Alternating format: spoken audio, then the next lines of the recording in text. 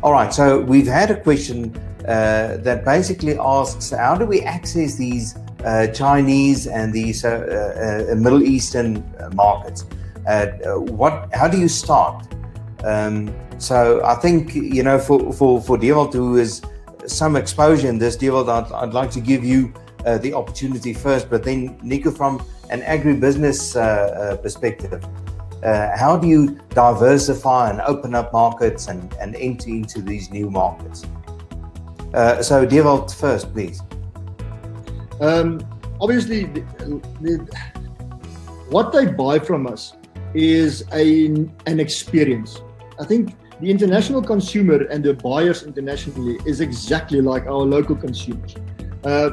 Obviously, they are just bigger entities, but they want to buy an experience. And the question is, what experience do we give them with regards to the product that we sell? What we sometimes tend to forget is that the animals or the product that we sell is we slaughter very young. So we're actually touching on veal, the product that we sell, which has in itself its own composition and its own attributes it has, we can use.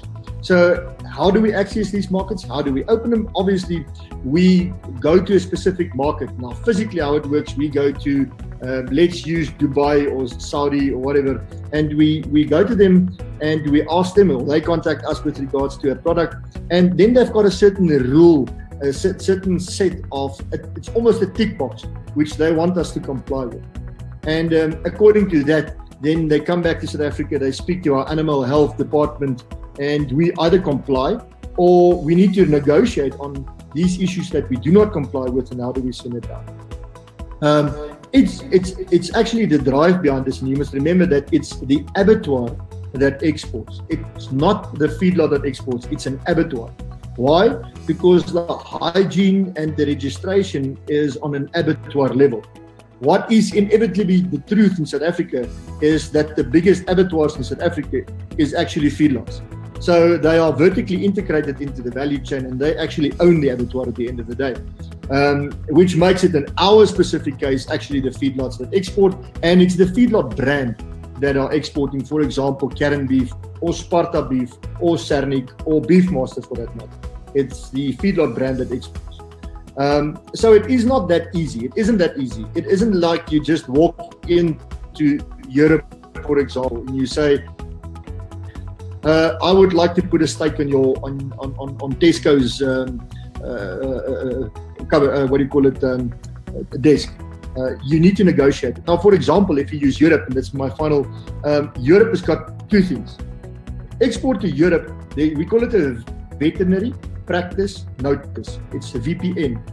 They've got two things they say. We want traceability, and we want you to show us, obviously, that you don't feed growth stimulants.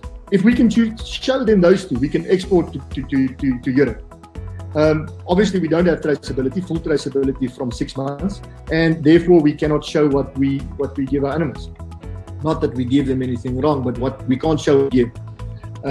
So from that sense, it's easy. But to get to the market, that's a full-time job. It's difficult to open up markets because you've got world-class competitors like Australia, Brazil, the US, etc.